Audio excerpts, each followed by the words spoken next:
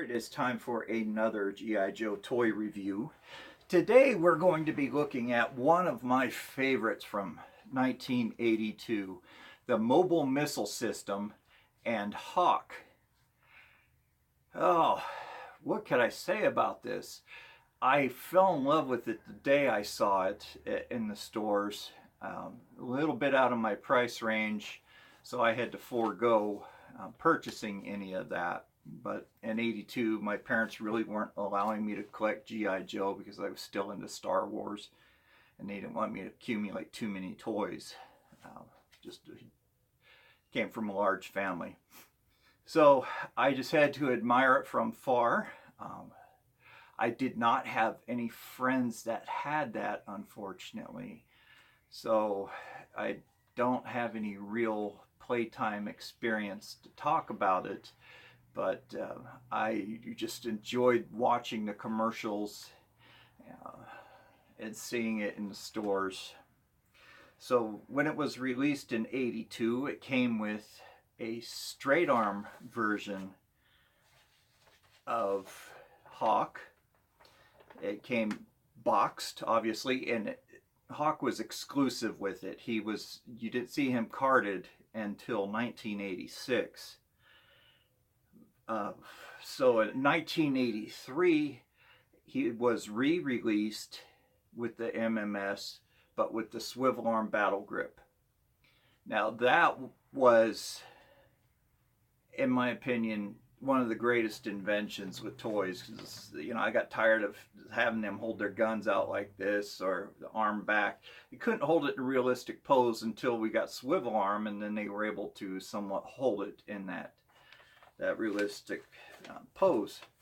So I really loved, well, still do, the swivel arm battle grip. So when that change was made, there were some slight changes made on Hawk. The waist piece, for instance, the belt, which I'll point out, the belt was thicker on version 1, and it was made thinner on version 1.5. So would you consider the upgrade to a from straight arm to swivel arm, would you consider that a variant, or would you consider it a new version? Let me know down in the comments. That's something that's widely debated, and I'm just interested to find out what you guys think about it. So also on his waist piece, on the swivel arm, the date stamp read 8283. Now if you find that waist piece that says 8283 on the straight arm Hawk, it is not correct. It wouldn't be considered with the more completest Joe collectors. It would not be correct. So that's up to you. That's your personal choice. With me, I don't mind either way. Its original retail price was $8.99, which wasn't too bad. But again, it was something that had to be passed up when I saw it in the toy stores. So, as we all know, with the original action figures, parts were shared quite often, and it got a little confusing for me, especially with Hawk. I confused him with Short Fuze. So I printed off yojo.com what parts were shared, because there's a lot of them. So Hawk's head was reused for Flash, Short Fuze, and Steeler. The hair was painted from blonde to brown. The arms were shared with Grunt, Short Fuze, Snake Eyes, Stalker, and Zap, and in 1983, Tan Grunt version 2. Hawk's torso was also shared with Breaker, Grunt, Snake Eyes, and Stalker, and in '83, Tan Grunt version 2. Hawk's waist piece was shared with the original 15 series. Hawk's legs were shared with Breaker, Clutch, Grunt, Rock and Roll, Short Fuze, Stalker, Steeler, Zap, and Santa Claus. And Tan Grunt. What didn't Tan Grunt get? Gosh. So, that's that. Oh, there's a lot of reading. I'm sorry to put you through that, but it's a part of the review. So, before I continue, thank you guys for getting the word out on Twitter about my giveaway. The prize is this Star Brigade Invader. It is sealed in its box. You hear it in there. I purposely bought that for a giveaway. So let's get these subscriptions up. I only need 6 more to get to my goal of 250. Then everybody who is a subscriber will have a chance to win that beautiful prize right there. And I know Star Brigade isn't real popular with a lot of people, but hey, it's G.I. Joe. If you're a collector, come on, you have to have it in a collection. So without any further ado, let's go ahead and take a gander at this action figure.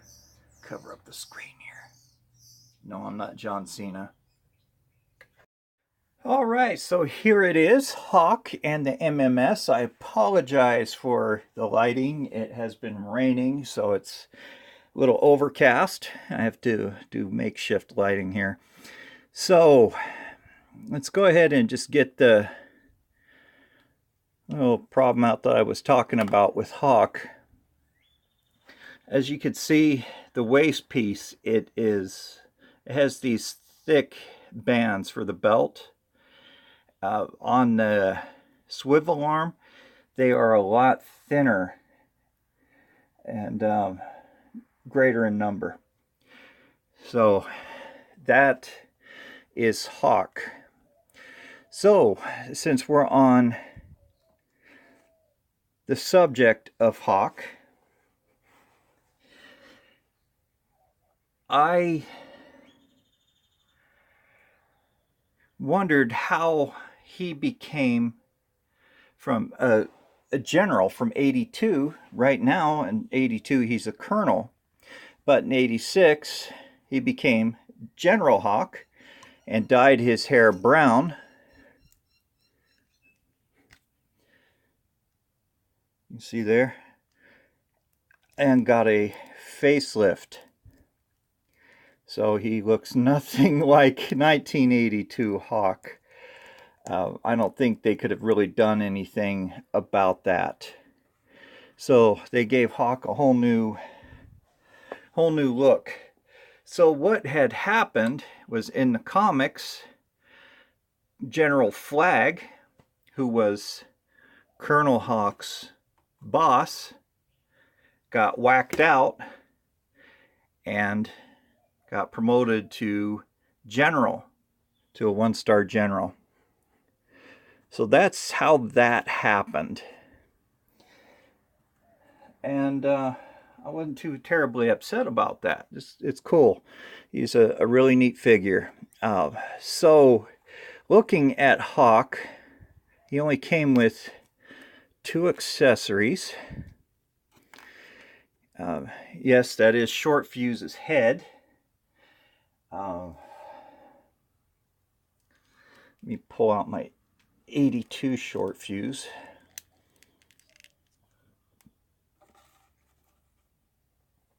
So you could see how I got confused.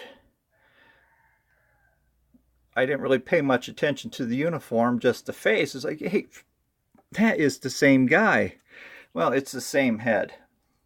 So we all know about that, but just part of the review, like I said, have to bring it out.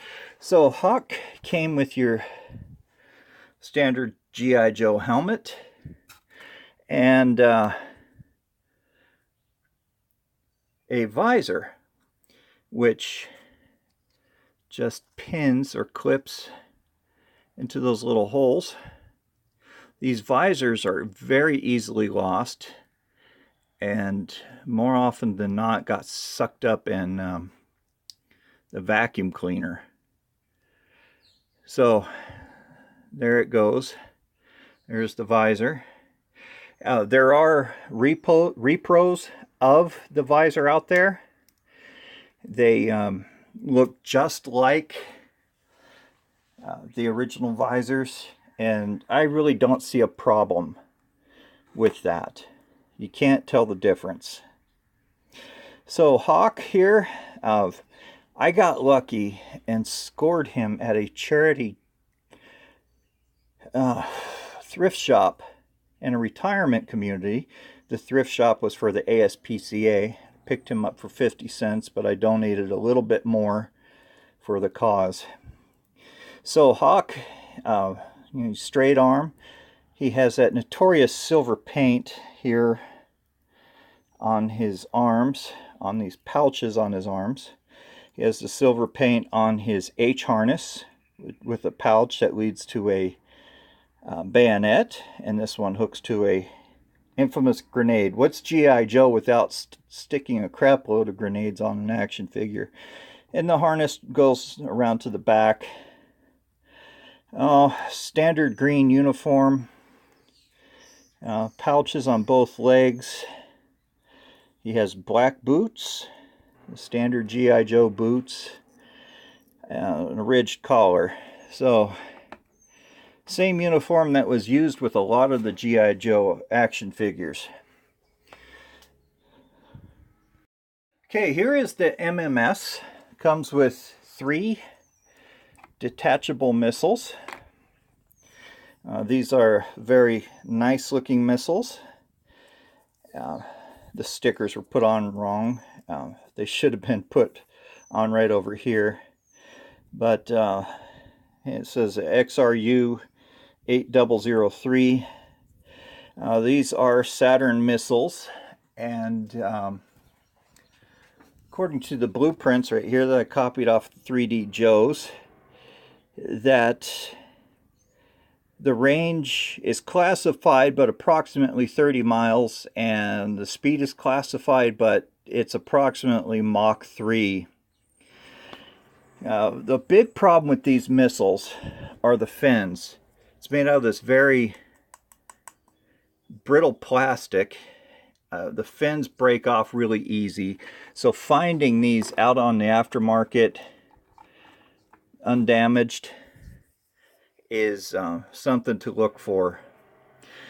Also, the slots here on the MMS itself, where the missiles slot in with the little ridge there, these can break off. And as you can see right here, it's starting to show a little bit of stress. This does elevate to be directional. It rotates on this device here 360 degrees. The legs fold up and fold in so it can be towed. But something I want to point out here, the control console right here is attached, say that falls apart, to this thin plastic wire. That is often broken, but this comes apart and it fits. This slides right into here. Don't want to force it too much, but it slides into there for storage. There you go. And the computer rests neatly in with the tow hook. You can see that there's a lot of really nice detail on this. The stickers are clean. They look great. This is just a fine little piece. Here on the bottom has a cooling fan and wheels that are on an axle. Your standard wheels that you got on the Vamp and the Stinger. On the bottom here has the Hasbro stamp, 1982, Pawtucket, Rhode Island. So it's a cool little toy. I really enjoyed this. The missiles do come in one piece. You know, they're not sectional.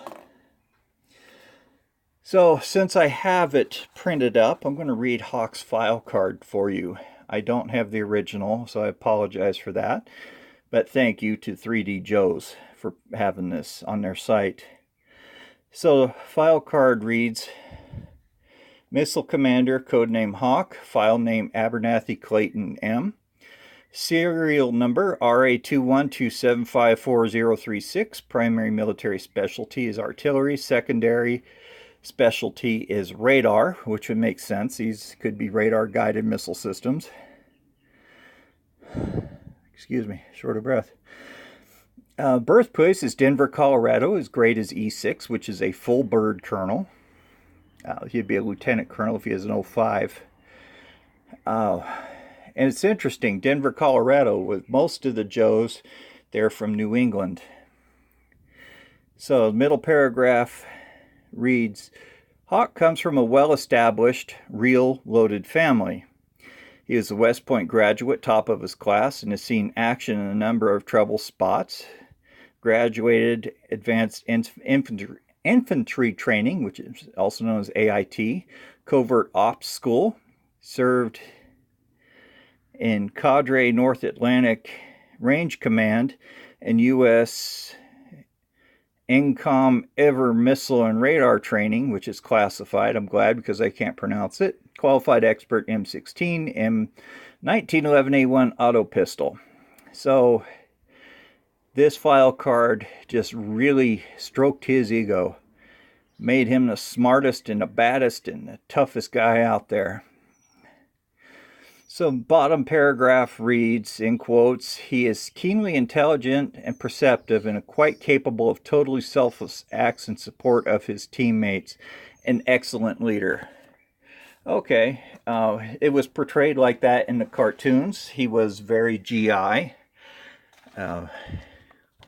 Quite the disciplinarian, not really a disciplinarian, but stern with his troops. And it also showed that in the G.I. Joe movie. So this is what the blueprints would look like if I actually had the real ones. They're pretty nice, and this is a very good copy. Come on. All right. Svengoolie t-shirt. I love that show. So Hawk and the MMS are highly sought after by collectors, especially finding one complete. And I must admit, I didn't get the visor with him. I borrowed the visor from my Flash, who was complete. So I just didn't want you guys to think that I got very lucky and found one, 100% complete. So I was just happy to get the helmet. So searching eBay, I did not find many with fixed prices. Most of them were up for auction. So here we go. Time for my favorite segment, Byron's Gripes. So if you're looking for this guy, which I recommend that you do, especially look in your local vintage stores. You'll get them at a better price than you will on eBay. So there are a few out there that I found with a fixed price. 2 of them that were complete with the box. One was sealed in the box. $199 for the one that came with the box and blueprints, but it wasn't sealed. The second one was sealed, and that was, heavens to Murgatroyd, $299.99. What planet do you live on? Are you from Monopoly Land?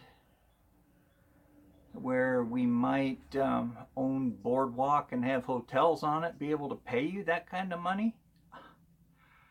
No, no, no, no. If you want a complete sealed in box toy, yes, that might be what you're looking for if you're a mint in box collector, but I am not. The few that I have had mint in box, save for that Star Brigade Invader, I opened it up. I wanted to play with it. Like, well, that one came unsealed. I grabbed the wrong one. Like the European version of the Invader, I opened this up on, and I did a quick review of it. Very curious about it, so I opened it. Toys are made to be played with, man. You have to get them out of the box and let them loosen up a little bit. So I did find 2 missiles out there without broken fins. One was $3, one was $4.99. Both of those are pretty decent prices, giving the age of the toy and the fragility of it. Fragile. That's for the Italian version. So remember, the fins do break off on that quite easily. So yeah, I would pay that for those 2 fins, or for those one of those 2 missiles. Now there is one that is boxed and incomplete. I believe the visor was missing. $75.99. That is the deal of the day. $75.99. I would actually pay that if I was looking for one with the box, the blueprints, action figure, everything. Like I said, it's just missing a visor. But I could buy one on the aftermarket that's a reproduction for like $4. So that would be a decent build. There is one that is loose, complete with blueprints and file card, $84.99. You're better off buying the one for $75.99 and getting a box with it. So, you know, it's up to you, but you know, come on, these prices are just getting too far out of hand. Oh, it's humid. Sorry.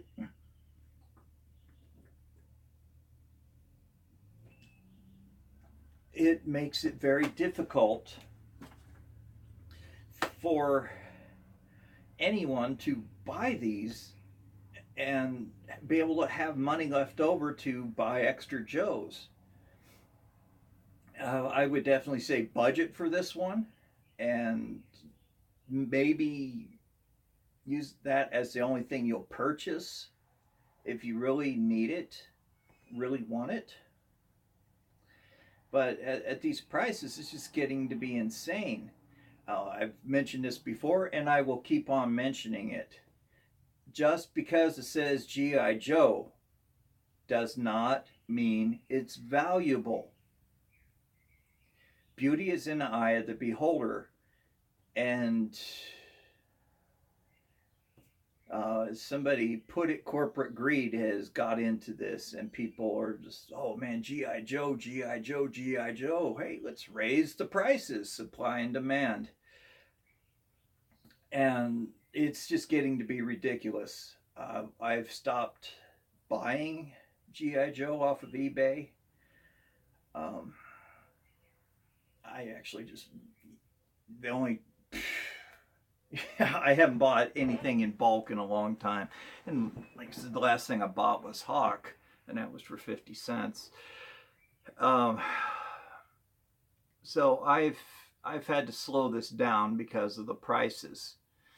I wish that people would realize that what they're doing and lower the prices, because you're not sitting on something that was pulled out of the money pit or pulled out of Solomon's temple or King Tut's tomb. These things are not artifacts, okay? They're antiques, yes. Artifact, no.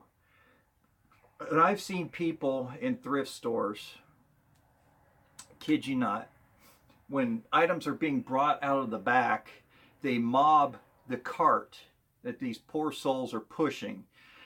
And if there are G.I. Joes on there, like the 12-inch figures, people, I want that, bam, I want that. And they get into fights over these. It's just ridiculous. Yeah, I could tell you horror stories about thrift stores. I used to volunteer in one, worked in one too, but yeah, I mean, people just go nuts when they see it. Star Wars as well, but it's not as bad as G.I. Joe is at the moment. So that's the end of Byron's gripes, and I won't tie you guys up any longer with this review. Thank you so very much for tuning in and for subscribing. For everybody who has commented, thank you. I really appreciate your support. I'm really anxious to select a winner. That's the fun part about, well, one of the fun parts about doing this are the prizes. I will ship internationally. I don't have a problem with that. It wouldn't be fair to exclude people who are living outside of the continental United States. It's just not right. So anyway, thank you very much for tuning in, for subscribing. Please share this video. Please give it a thumbs up if you like it, thumbs down if you don't. That's okay. I will take it as constructive criticism. Also, check me out on Coffee. Leave me a one-time tip if you so choose to. Also, follow me on Twitter at JoeMotionVideos82. And, yeah, let's just share this video. I'm really anxious to see what happens here with the subscriber count. And this has been Joe Motion Videos 82 signing off. Remember to be kind to everybody, especially be kind to animals. They are defenseless and they know nothing but unconditional love. So we'll talk to you guys later. You have a great day. Bye-bye.